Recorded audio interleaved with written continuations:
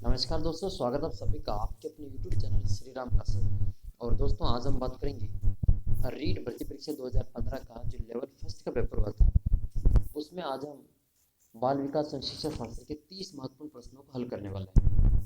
तो आइए देखते हैं, लेवल फर्स्ट का ये पेपर आपके सामने है 2015 वाला। इसमें हम बाल विकास के 30 महत्वपूर्ण प्रश्नों को देखेंगे। और जो रीट लेवल 1 और 2 के स्टूडेंट हैं, कैंडिडेट हैं, वो इस वीडियो को देख सकते हैं। इसके अलावा अन्य जो C TET exams, TET exams है, उनके भी कैंडिडेट ये वीडियो देख सकते हैं। सेक्शन फर्स्ट है इसमें चाइल्ड डेवलपमेंट एंड पेडागोजी, बाल विकास एवं शिक्षा शास्त्र। टोटल 30 प्रश्न हैं और 30 ही प्रश्न 30 नंबर के हैं।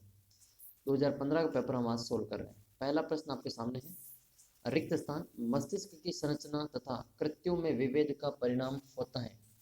तनाव, पिछड़ापन, डिसलेक्सिया या इनमें से कोई नहीं। तो इस पहला प्रश्न का जो करेक्ट आंसर है वो ऑप्शन नंबर सी हो जाएगा। जो डिसलेक्सिया होता है वह मस्तिष्क की संरचना और कृत्यों में विभेद का परिणाम होता है। तो करेक्ट आंसर हो जाएगा डिसलेक्सिया। डिसलेक्सिया जो कि एक पठन संबंधी विकार है। नेक्स्ट है, जिन बालकों की बुद्धि लब्धि रिक्त स्थान है उन्हें साधारणतः मानसिक न्यूनता ग्रसित की श्रेणी में रखते हैं। तो ऐसे कौन से बालक हैं जिनकी बुद्धि लब्धि कितनी होने पर उनको मानसिक न्यूनता ग्रसित की श्रेणी में रखा जाता है? फर्स्ट ऑप्शन है 70 से कम, 70 से ऊपर, और तीसरा ऑप्शन है इसमें 80 से 100 के बीच में। तो करेक्ट आंसर हो जाएगा इसमें पहला ऑप्शन। इसमें जो 70 से कम होती हैं, जिनकी बुद्धि लब्धि 70 से कम होती हैं, उनको मानसिक न्यूनता श्रेणी की ग्रसित श्रेणी में रखा जाता है। तीसरा प्रश्न आपके सामने है, रिक्त स्थान बच्चों में मूर्तमान प्रतियों को ग्रहण करने की योग्यता होती है। यहाँ खालिस्तान भरना है हमें पिछड़े हुए। तो प्रश्न नंबर 3 का करेक्ट आंसर हो जाएगा प्रतिभाशाली बालक। तो प्रतिभाशाली बालक होते हैं उनके बच्चों, उन बच्चों में अमूर्तमान जो प्रतियों को ग्रहण करने की योग्यता पाई जाती है। चौथा प्रश्न आपके सामने है, तनाव को कम करने का अप्रत्यक्ष ढंग इसमें से कौन सा इनडायरेक्ट मेथड है टेंशन को कम करने का, तनाव को कम करने का? समस्या समाधान विधि, रचनात्मक विधि, रक्षात्मक विधि, व्यक्तिगत विधि या इनमें से कोई नहीं। तो प्रश्न नंबर 4 का जो करेक्ट आंसर है वो ऑप्शन नंबर बी हो जाएगा इसमें, रक्षात्मक यांत्रिकता। और ये जो मैं ऑप्शन बता रहा हूँ आपको, ये वही ऑप्शन है जो बोर्ड के द्वारा माने गए थे। तो करेक्ट आंसर हो जाएगा इसमें डिफेंस मैकेनिज्म। पांचवा प्रश्न आपके सामने है, निम्न में से कौन सा सामाजिक रूप से वंचित की समस्या नहीं है? सीखने के लिए प्रेरणा का अभाव, सृजनशीलता को पोषित होने का अवसर नहीं मिलता है, रहने के लिए स्वस्थ परिवेश, विद्यालय में पक्षपातपूर्ण वातावरण का सामना करना होता है। तो प्रश्न नंबर ये 5 आपके सामने है। इस पांचवें प्रश्न का जो करेक्ट आंसर है वो इसमें सी हो जाएगा, रहने के लिए स्वस्थ परिवेश। ये सामाजिक रूप से वंचित बालक की समस्या नहीं होती है। सीखने के लिए प्रेरणा का अभाव ये होती है, सृजनशीलता को पोषित करने का अवसर नहीं मिलता है, और विद्यालय में पक्षपातपूर्ण व्यवहार का वातावरण का सामना करना पड़ता है। लेकिन सामाजिक रूप से वंचित की समस्या ये रहने के लिए स्वस्थ परिवेश, ये इसमें करेक्ट आंसर हो जाएगा। छठा प्रश्न है, शिक्षण प्रक्रिया में विद्यार्थी को क्या माना जाता है? शिक्षण प्रक्रिया में विद्यार्थी को क्या माना जाता है? आश्रित चर, स्वतंत्र चर, मध्यस्थ चर या इनमें से कोई नहीं। तो करेक्ट आंसर हो जाएगा इसमें जो शिक्षण प्रक्रिया में जो विद्यार्थी होता है वो डिपेंडेंट होता है, यानी कि वो आश्रित होता है। करेक्ट आंसर हो जाएगा फर्स्ट ऑप्शन, आश्रित चर। सातवां प्रश्न आपके सामने है, कौन सा मूल्यांकन का प्रकार नहीं है? मानक, निर्माणात्मक, योगात्मक, सीसी। तो इसमें से जो मानक है वो मूल्यांकन का प्रकार नहीं है।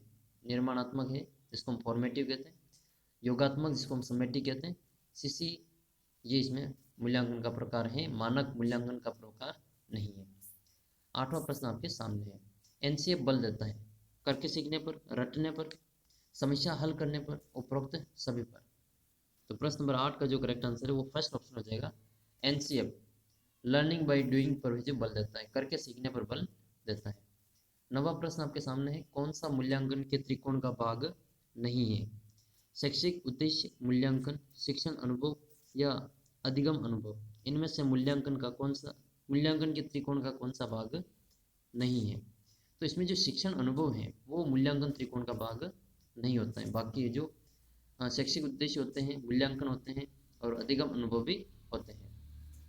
10वां प्रश्न आपके सामने है, क्रियात्मक अनुसंधान के महत्व के बारे में कौन सा कथन सही नहीं है? पहला ऑप्शन है, अनुसंधान उपभोक्ता ही अनुसंधानकर्ता होते हैं, ठीक है। समस्याओं का हल शीघ्रता से प्राप्त हो जाता है, ये भी ठीक है। समस्याओं का हल अभ्यास में ले आया जाता है और उसका मूल्यांकन नहीं किया जाता है, ये इसमें जो ऑप्शन गलत हो जाएगा, ये सत्य नहीं है। तीसरा ऑप्शन 10वें का करेक्ट आंसर है, समस्याओं को का जो हल है वो अभ्यास में ले आया जाता है, उसका मूल्यांकन नहीं किया जाता है, सी इसमें करेक्ट आंसर है। प्रश्न नंबर 11 है, आरटी एक्ट 2009 के अनुसार शिक्षक को प्रति सप्ताह कितने घंटे कार्य करने होते हैं? 40 घंटे, 42 घंटे, 45 घंटे या 48 घंटे? तो इनमें से जो करेक्ट आंसर है वो आरटी 2009 के अनुसार एक शिक्षक को पर वीक जो वर्किंग डे होते हैं, वर्किंग आवर, वो 45 आवर्स होते हैं। करेक्ट आंसर है 45 घंटे। प्रश्न नंबर 12 आपके सामने है, जिज्ञासा, तर्क, निरीक्षण शक्ति का विकास रिक्त स्थान की आयु पर हो जाता है? 7, 11, 9 और 6। प्रश्न नंबर 12 का जो करेक्ट आंसर है वो बी ऑप्शन हो जाएगा, 11 वर्ष की आयु में। तर्क, जिज्ञासा, निरीक्षण शक्ति का विकास 11 वर्ष की आयु में हो जाता है। 13वां प्रश्न आपके सामने है, शारीरिक विकास का क्षेत्र कौन सा है? शारीरिक विकास का क्षेत्र कौन सा है? स्नायु मंडल है, मांसपेशियों में वृद्धि है, एंडोक्राइन ग्लैंड्स है, उपरोक्त सभी। तो इसका जो करेक्ट आंसर है वो इसमें उपरोक्त सभी हो जाएगा, डी ऑप्शन का सही उत्तर है उपरोक्त सभी। वातावरण वह बाहरी शक्ति जो हमें प्रभावित करती है, ये किसने कहा? वुडवर्थ ने, रोस ने, एनास्टी ने, या इनमें से कोई नहीं? तो वातावरण वह बाहरी शक्ति है जो हमें प्रभावित करती है, ये जो रोस ने कहा था, बी ऑप्शन इसका करेक्ट आंसर है। 15वां प्रश्न आपके सामने है, अधिगम अंतरण का थॉर्नडाइक सिद्धांत कहा जाता है? अधिगम अंतरण का थॉर्नडाइक का सिद्धांत कहा जाता है, समानता का सिद्धांत, अनुरूप तत्वों का सिद्धांत, औपचारिक नियमों का सिद्धांत? तो प्रश्न नंबर 15 का जो सही उत्तर है वो बी ऑप्शन हो जाएगा, अनुरूप तत्वों का सिद्धांत। थ्योरी ऑफ आइडेंटिकल एलिमेंट्स, ये जो अधिगम अंतरण का जो थॉर्नडाइक का सिद्धांत है उसको कहा जाता है। 16वां प्रश्न आपके सामने है, कौन सा वंशानुक्रम का नियम नहीं है? इनमें से कौन सा वंशानुक्रम का नियम नहीं है? समानता का नियम, भिन्नता का नियम, प्रत्यागमन का नियम, अभिप्रेरणा का नियम? तो इनमें से जो वंशानुक्रम का जो नियम नहीं है वो इसमें अभिप्रेरणा नहीं है, बाकी समानता, भिन्नता और प्रत्यागमन का नियम, ये सारे वंशानुक्रम के नियम है। फिर अगला प्रश्न है, किस आयु के बालकों की अवस्था तक बालकों की दृष्टि और श्रवण इंद्रियां पूर्ण रूप से विकसित हो चुकती हैं? 3 से 4 वर्ष, 6 या 7 वर्ष, 8 या 9 वर्ष, या इनमें से कोई नहीं? तो लगभग 8 से 9 वर्ष का जो बालक होता है, दृष्टि और श्रवण इंद्रियां पूर्ण रूप से विकसित हो जाती है। 17वें का सही उत्तर है ऑप्शन नंबर सी। 18वां प्रश्न आपके सामने है, कौन सी अवस्था, इस अवस्था के बालकों में नई खोज, घूमने की प्रवृत्ति बहुत अधिक बढ़ जाती है? तो घूमने की प्रवृत्ति और नई खोज करने की प्रवृत्ति कौन सी अवस्था में होती है? शैशवावस्था में, उत्तर बाल्यावस्था में, किशोरावस्था में, या प्रौढ़ावस्था में? तो प्रश्न नंबर 18 का जो करेक्ट आंसर है वो ऑप्शन नंबर बी हो जाएगा, लेटर चाइल्डहुड जो होता है, उत्तर बाल्यावस्था, उसके अंतर्गत बालकों में निरुद्देश्य घूमने की प्रवृत्ति बढ़ जाती है, नई वस्तुओं को खोज करने की जो इस अवस्था में प्रबलता होती है। 19वां प्रश्न आपके सामने है, इनमें से कौन सा अर्जित प्रेरक का उदाहरण है? इनमें से अर्जित प्रेरक का उदाहरण कौन सा है? भूख है, पुरस्कार है, रुचि है, विश्राम है? प्रश्न नंबर 19, इसमें से अर्जित प्रेरक कौन सा है?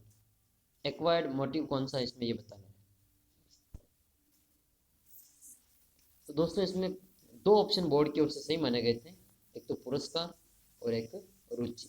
रुचि और पुरस्कार ये दोनों जो अर्जित प्रेरक के उदाहरण हैं, बाकी भूख और विश्राम दोनों जन्मजात प्रेरक के उदाहरण हैं। 20वां प्रश्न आपके सामने है, अभिप्रेरणा वर्णित होती है, अभिप्रेरणा वर्णित होती है ज्ञानात्मक जागृति द्वारा, भावात्मक जागृति द्वारा, ए और बी दोनों के द्वारा, या इनमें से कोई नहीं? तो जो अभिप्रेरणा वर्णित होती है वो केवल भावात्मक जागृति के द्वारा वर्णित होती है। बी ऑप्शन इसका जो करेक्ट आंसर हो जाएगा। आइए बढ़ते हैं 21वें प्रश्न की ओर। 21वां प्रश्न आपके सामने है। चिंतन मानसिक क्रिया का रिक्त स्थान पहलू है। चिंतन मानसिक क्रिया का पहलू है। ज्ञानात्मक पहलू है, भावात्मक पहलू है, क्रियात्मक पहलू है, या इनमें से कोई नहीं। तो प्रश्न नंबर 21 का जो करेक्ट आंसर है वो फर्स्ट ऑप्शन हो जाएगा। चिंतन मानसिक क्रिया का ज्ञानात्मक पहलू है। फर्स्ट ऑप्शन इसका करेक्ट आंसर है। जो थिंकिंग है वो कॉग्निटिव के अंतर्गत आती है। एक 22वां प्रश्न आपके सामने है। संकेत अधिगम के अंतर्गत सीखा जाता है। संकेत अधिगम जो सिग्नल जो सिग्नल जो थ्योरी है, लर्निंग है, वो उसमें किसके द्वारा सीखा जाता है? पारंपरिक अनुकूलन के द्वारा, मनोविज्ञान के द्वारा, वातावरण के द्वारा, मनोदैहिक के द्वारा। तो 22वें प्रश्न का जो करेक्ट आंसर होएगा वो हो जाएगा पारंपरिक अनुकूलन के द्वारा संकेत अधिगम के अंतर्गत सीखा जाता है। आपके सामने है 23वां प्रश्न। व्यक्तिगत भेद पाए जाते हैं। व्यक्तिगत भेद पाए जाते हैं। जो इंडिविजुअल डिफरेंस होते हैं वो किसके में पाए जाते हैं? बुद्धि स्तर में होते हैं, अभिवृत्ति स्तर में, एटीट्यूड में होते हैं, और मोटर एबिलिटीज जो गतिवाही योग्यता होती है उसमें, इसमें भी होता है। तो 23वें प्रश्न का जो करेक्ट आंसर है वो ऑप्शन डी हो जाएगा, उपरोक्त सभी। इन तीनों में जो व्यक्तिगत भिन्नता पाई जाती है। 24वां प्रश्न आपके सामने है। चिंतन प्रारंभ होने के लिए क्या आवश्यक है? पूर्वानुमान, लैंग्वेज भाषा, रीजनिंग तर्क, या प्रॉब्लम समस्या। चिंतन प्रारंभ होने के लिए क्या आवश्यक है? तो किसी भी चिंतन को प्रारंभ करने के लिए हमारे पास में कोई ना कोई प्रॉब्लम समस्या होना आवश्यक है। 24वें का डी ऑप्शन इसमें करेक्ट हो जाएगा। 25वां प्रश्न आपके सामने है। बुद्धि लब्धि संप्रत्यय जो आईक्यू है वो सबसे पहले किसके द्वारा डेवलप किया गया था, किसके द्वारा विकसित किया गया था? तो बुद्धि लब्धि संप्रत्यय किसके द्वारा विकसित किया गया था? ऑप्शन में है आपके बी ने, रीड, टर्मन और केटर। तो